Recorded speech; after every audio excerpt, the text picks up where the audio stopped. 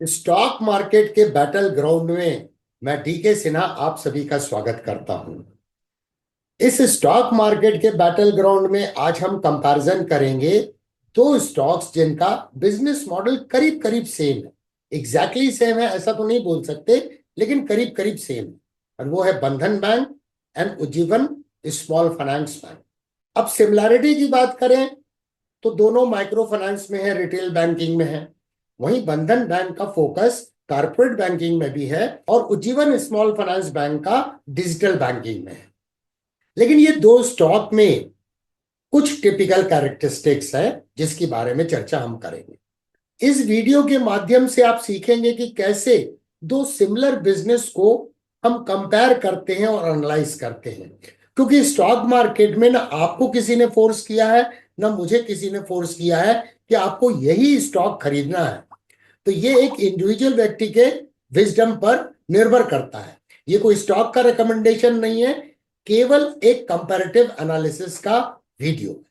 तो इस वीडियो में हम कंपैरिजन क्या क्या चीज में करेंगे, दोनों के वैल्यूएशन को कंपेयर करेंगे, ग्रोथ का क्या फोरकास्ट है उसके बारे में चर्चा करेंगे और मोमेंटम के बारे में चर्चा करेंगे। उसके लिए उसकी price action analysis, technical analysis करेंगे और जानने की कोशिश करेंगे कि किस तरह के हिस्टोरिकल प्राइस एक्शन हमें इंडिकेशन दे रहे हैं। अब बंधन बैंक के स्टॉक को अगर देखें तो अगस्त 2018 में इसने एक ऑल टाइम हाई बनाया था, वो भी था 724.85 का। उसके बाद इस स्टॉक में जो डाउन ट्रेंड की शुरुआत हुई वो थमने का नाम नहीं ले रही है और इस स्टॉक ने पिछले महीने में जनवरी 2025 में एक लो बनाया 137 का। तो पीक से एक मेजर ड्रॉडाउन देखा गया 81.1%।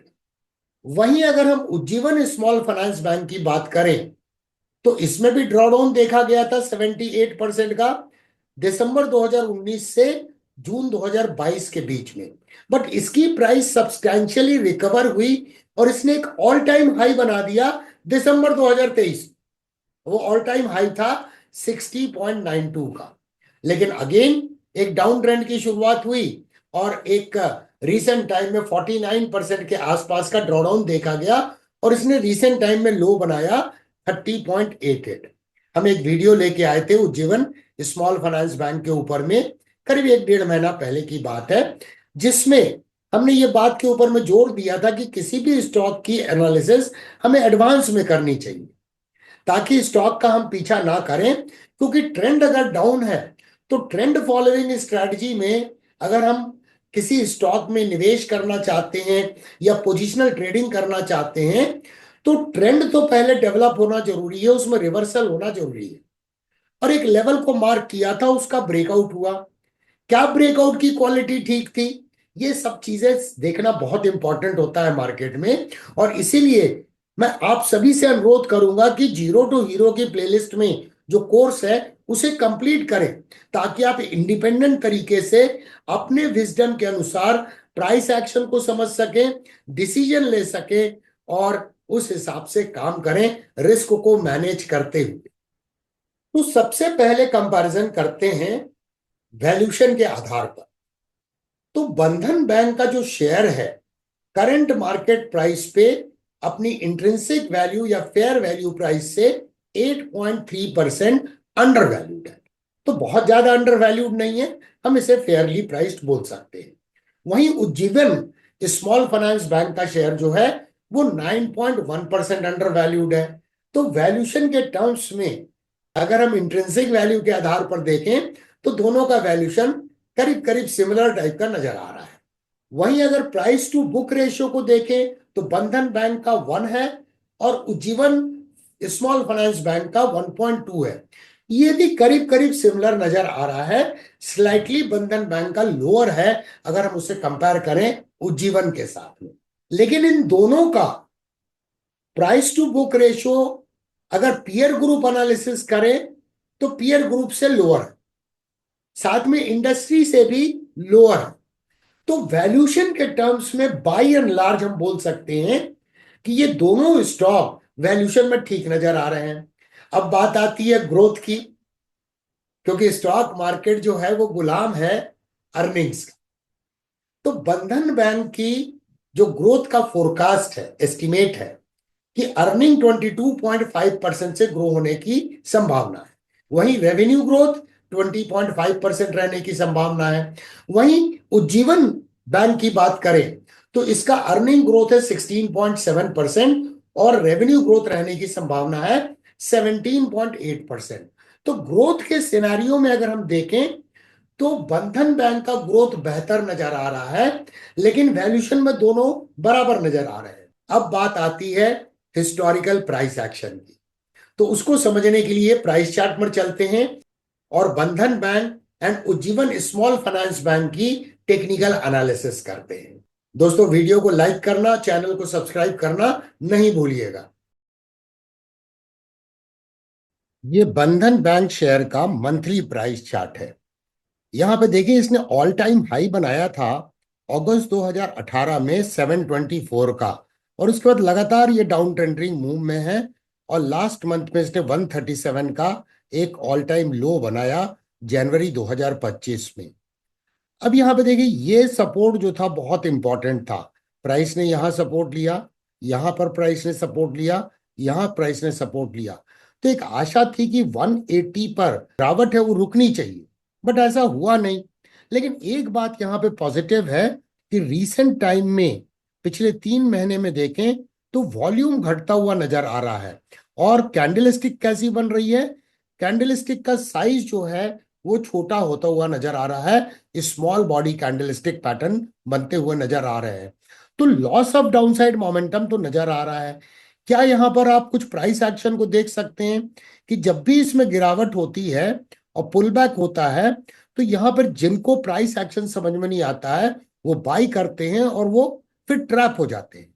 ये देखिए, ईएमए 21 से बार बार प्राइस रिजेक्ट होती है, फिर नया लो बनाती है, फिर पुल बैक होता है, प्राइस ईएमए 21 से रिजेक्ट होती है, फिर नया लो बनाती है, फिर पुल बैक करती है और नया लो बनाती है। एक चीज और गौर करने वाली बात है कि दिसंबर 2020 के बाद से यहां से एक टिपिकल प्राइस एक्शन है, जिसको मैं अगर एक प्राइस चैनल ड्रॉ करूं, इसको ध्यान से देखिएगा दोस्तों। ये मैं प्राइस चैनल ड्रॉ कर रहा हूं। इससे आपको क्या पता लग रहा है कि ये एक फॉलिंग प्राइस चैनल में प्राइस ट्रेड हो रही है। अपर फाइबर इसका रेजिस्टेंस है, अपर फाइबर इसका रेजिस्टेंस है, लोअर फाइबर जो है वो सपोर्ट है। तो क्या ये लोअर फाइबर पे सपोर्ट लेके यहां से बाउंस बैक करेगा? हो सकता है दोस्तों यहां से बाउंस बैक करे, क्योंकि अगर हम मोमेंटम इंडिकेटर को भी देखते हैं तो आरएसआई जो है करंटली 34.41 में है, वो भी मंथली चार्ट में। इसका तात्पर्य क्या है कि प्राइस जो है ओवर सोल्ड टेरिटरी में ट्रेड हो रही है। विलियम परसेंटेज आर को देखें तो इसकी करंट रीडिंग है -94.03। तो ये दोनों इंडिकेटर ओवरसोल्ड इंडिकेट कर रहे हैं। तो हम डेली प्राइस चार्ट में क्या देख रहे हैं? सबसे पहले डेली चार्ट में हम ट्रेंड एनालिसिस करते हैं। तो इसने रिसेंट टाइम में जो लो बनाया 13 जनवरी 2025 को, उसके बाद ये लो अभी तक डिफेंड होता हुआ नजर आया है। लेकिन क्या यहाँ कोई रिवर्सल चार्ट पैटर्न नजर आ रहे हैं? कोई भी रिवर्सल चार्ट पैटर्न नजर नहीं आ रहा है। ये हो सकता है कि ये करेक्शन में डबल बॉटम बनाए, फिर उसके बाद इसके अपेक्स का ब्रेकआउट हो। ये हो सकता है टिपिकल अकुमुलेशन फेज हो। ये केवल संभावना है। फिलहाल तो ये एक well defined down trending move में है।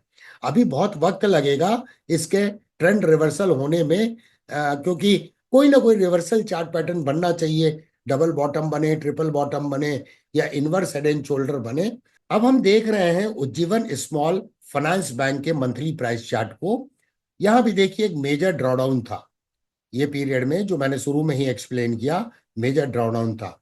क्या यहाँ पे टिपिकल अक्यूमुलेशन फेज है? ये देखिए, टिपिकल अक्यूमुलेशन फेज है। और इसके जब बाहर आया तो ये देखिए, मार्केट का स्ट्रक्चर हायर हाइस का हुआ, और यहाँ इसने ऑल टाइम हाई बनाया और दिसंबर 2023 में, और उस पर डाउन ट्रेंड की ये शुरुआत हुई। अब यहां पर देखें, पिछले महीने में एक एनकरेजिंग साइन था, और पिछले महीने की कैंडल देखें तो काफी लार्ज लोअर शैडो है, और उसने पेनिट्रेट किया है ईएमए 55।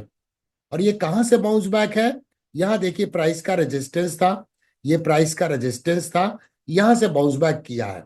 इसके पहले यहां पर देखिए, इसने ये लेफ्ट शोल्डर है, ये हेड है, ये राइट शोल्डर है, इसका यहां पर ब्रेकआउट हुआ था, तो ये नेकलाइन हो गई जो मैंने ड्रॉ की है।